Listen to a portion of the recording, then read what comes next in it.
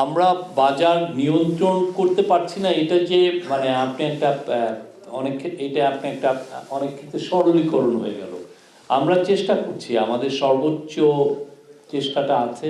আমরা পুরো গ্লোবাল মার্কেটটা মনিটর করছি এবং ওই গ্লোবাল মার্কেটটা মনিটর করে সয়াবিনের ক্ষেত্রে যেটা হচ্ছে, সয়াবিন এবং পামের ক্ষেত্রে যেটা হচ্ছে যে আপনি এই অক্টোবর নভেম্বর থেকে মার্কেট ঊর্ধ্বমুখী, যেটা ছিল আগে 1 টন ছিল $920-940, সেটা অনেক ক্ষেত্রে এখন $1200 হয়ে গেছে।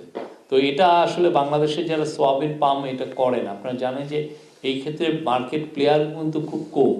এরা ওই বাক নিয়ে আসে, অনেক বড় স্কেলে ওনারা ইম্পোর্ট করেন এবং দেখা যাচ্ছে যে 3টা কোম্পানি মূলত বেশি পুরো মার্কেটটা অলমোস্ট কন্ট্রোল করেন, 3-4টা কোম্পানি।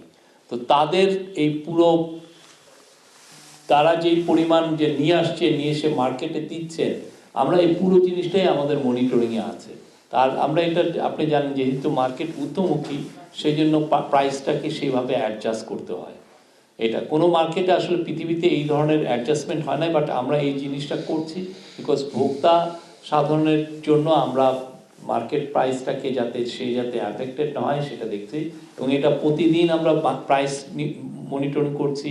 আমাদের যিনি কমার্স অ্যাডভাইজার উনি মালয়েশিয়া গিয়েছিলেন, মালয়েশিয়ার যিনি কমোডিটি মিনিস্টার তার সাথে উনি কথা বলেছেন, যিনি ওদের পাম ওয়েলটার এক্সপোর্টটা দেখেন তার সাথে কথা বলেছেন।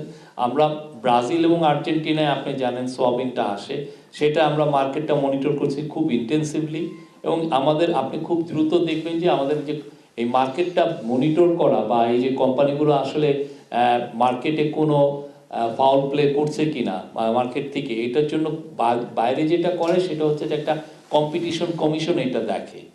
আমরা এই যে কম্পিটিশন কমিশনটা আপনি খুব দ্রুত দেখবেন যে এটা ফর্ম হয়েছে এবং ওরা আরো ইন্টেন্সিভলি মার্কেটটা দেখবে। আমি আসলে এখানে শুধুমাত্র একটি পণ্যের কথা বলিনি, সয়াবিনতে তো একটি পণ্য। এই শীতের এই সময় মৌসুমী যেসব সবজি আছে আপনার প্রত্যেকটার দামই কমছে।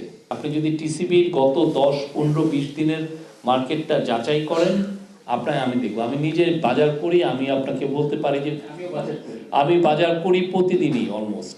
হ্যাঁ, তো আমি তো দেখছি যে মার্কেটে আপনি এই যে আলু কিছুদিন আগে 120 টাকা ছিল, এখন আমার মনে হয় কি 70-80 টাকা এসে গেছে।